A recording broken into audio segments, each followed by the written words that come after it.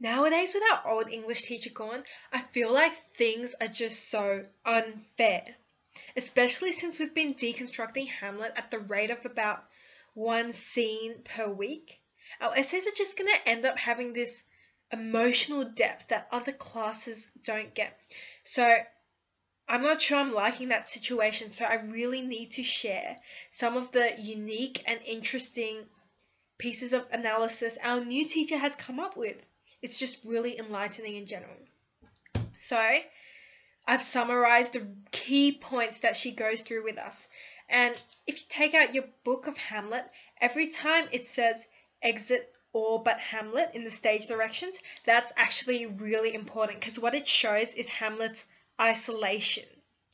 So there are so many examples of that littered throughout the text. It probably says like exit all but Hamlet 20 times, so you can use that as major repetition. And it's a visual imagery of what Hamlet's going through right now. He's really just suffering. So next, we want some solid evidence that Claudius is a deceitful human being. Is he even a human being? He's just so evil, you know? And where can we pull that evidence? Well, if you get Act 1, Scene 2, our class hasn't even gotten up to Act 2, so. Act 1, Scene 2, in Claudius's speech to everyone, what you'll see is that he uses a mix of short sentences and long sentences. And what do we know? Well, if we take out our globe, if I looked around this world, what I'd find is that the snake species, there are a lot of long snakes, and there are also a lot of short snakes. So Claudius is a snake. That's basically what Shakespeare is trying to say, and he conveys the message really well. Next, today, we really looked into Ophelia's connection with her brother and her father. So we can see that in some Scene 3. Act 1, Scene 3, we really start to see Ophelia's connection with her family. And where do we see that? Well, she says, "My lord," so there you go. Done.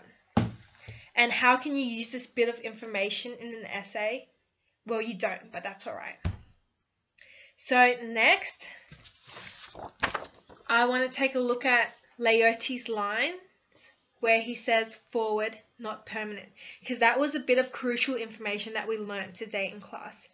Forward, not permanent. What technique is this? Yeah, this is parallelism. Now, don't get parallelism confused with parallelism, because parallelism is a word that exists and parallelism isn't, so they're really not the same thing.